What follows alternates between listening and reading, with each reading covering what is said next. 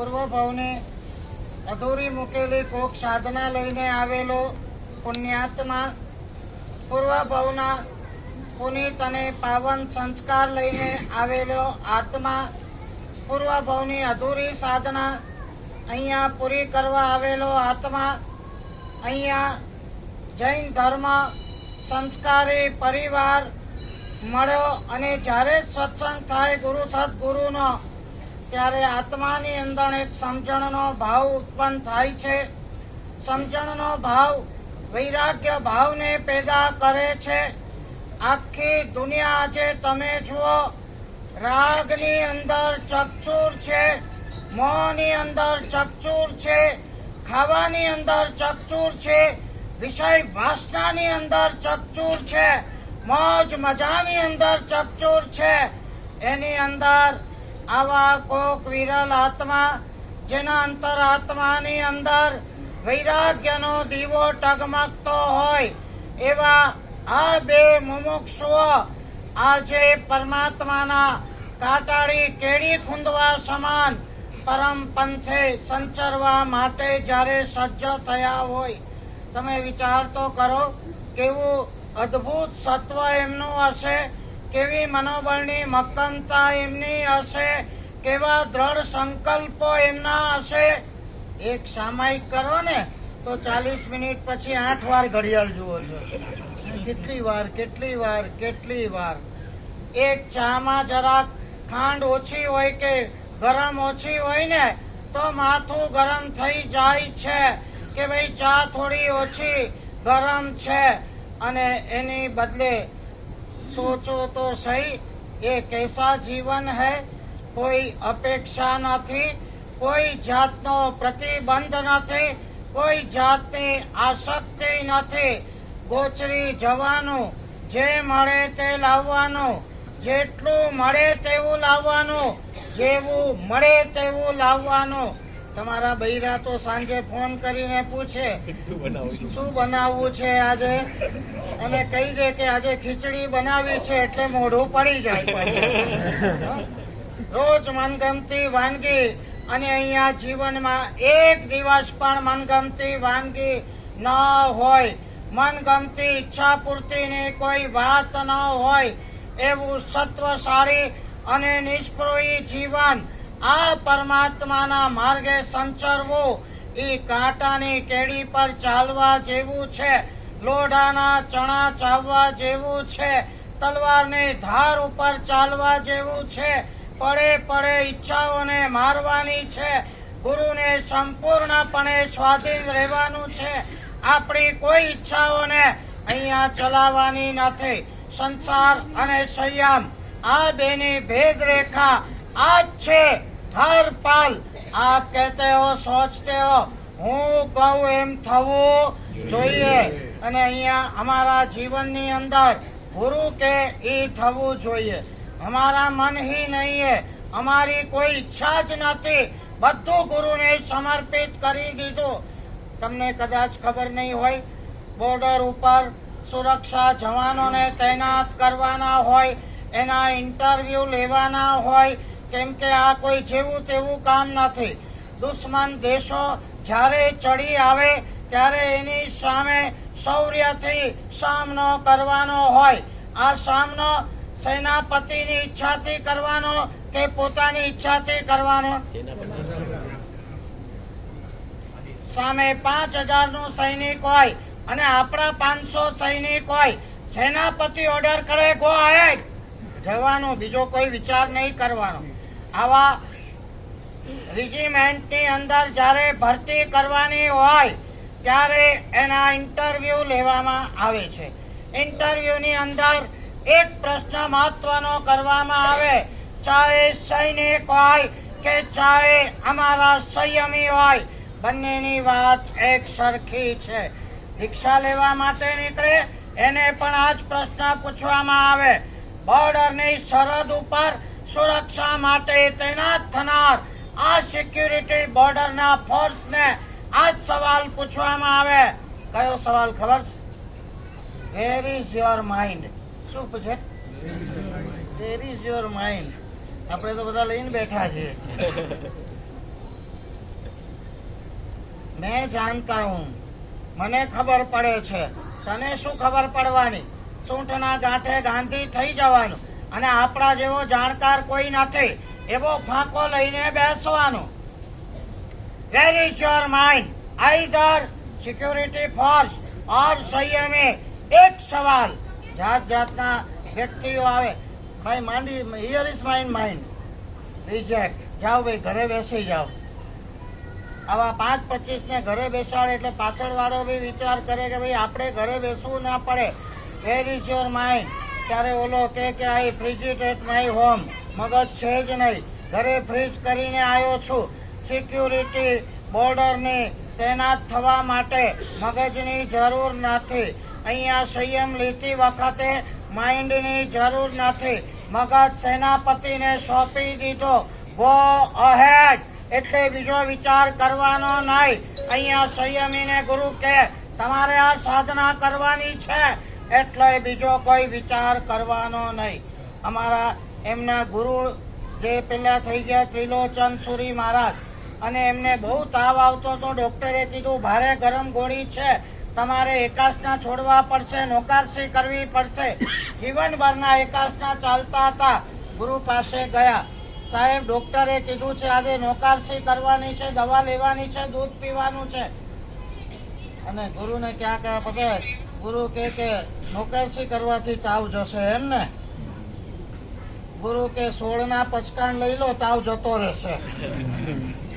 ગુરુ બી ક્રેક હોય ને, અને ક્રેક હોય જ ગુરુ થઈ શકે. આપણી સમર્પણની કસોટી ગુરુના હાથમાં છે.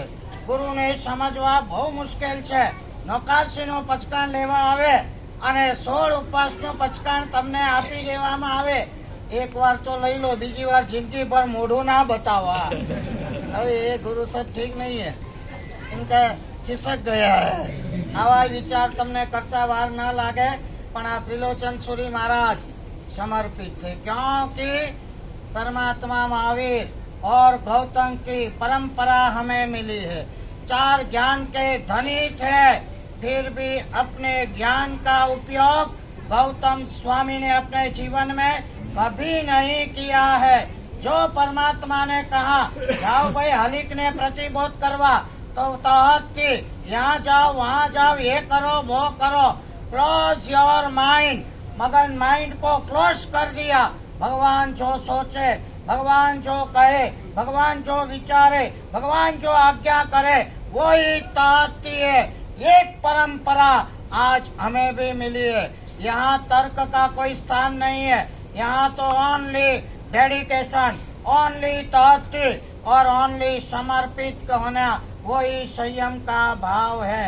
जो सैनिक कहता है I freeze it at my home, mind है ही नहीं, वो वहाँ पास हो जाता है.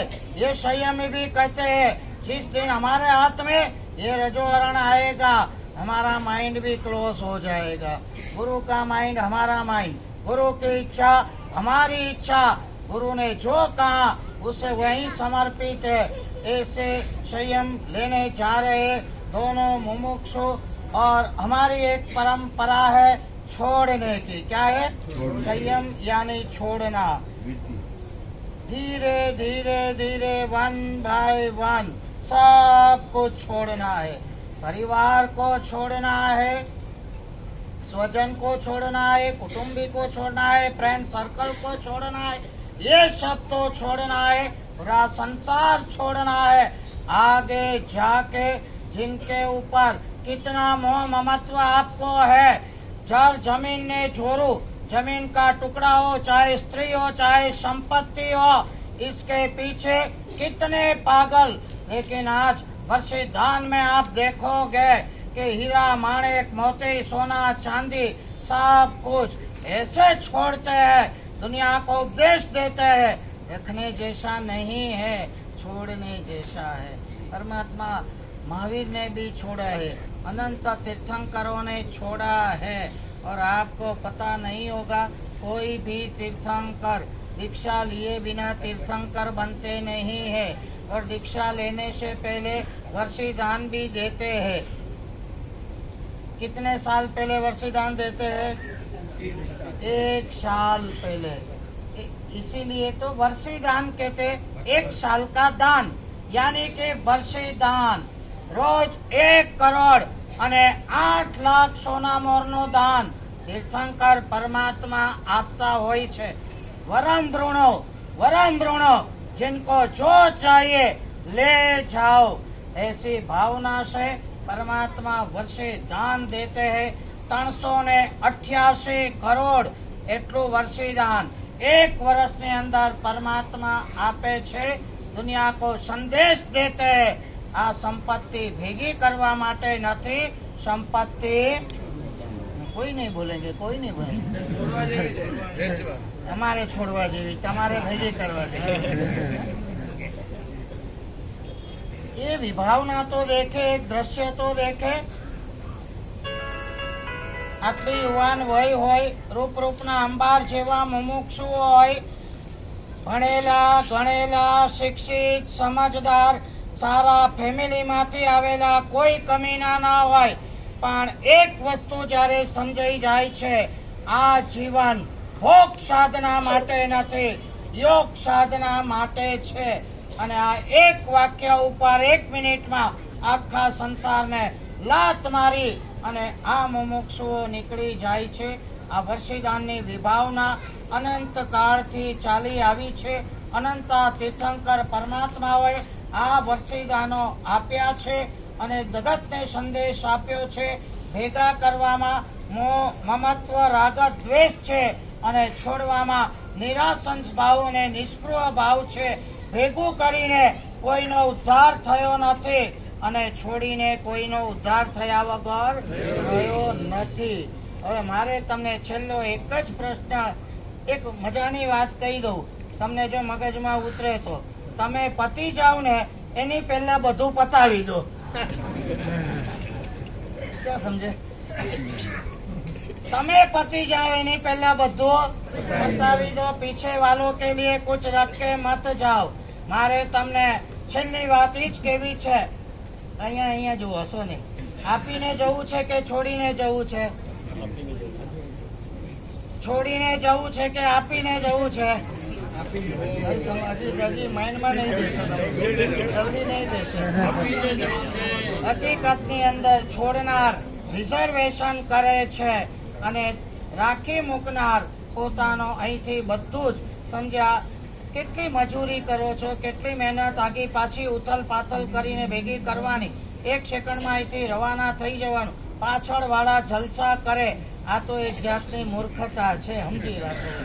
એના કરતા યાદ रहेगा मेरा एक सेंटेंस, તમે પતી જાઓ એને પહેલા બધું પતાવી લો। ये मुमुक्षु आत्मा इनके वर्षीदान की विभावना देखो, परमात्मा याद આપણને આવી જાય કે આ બધું का।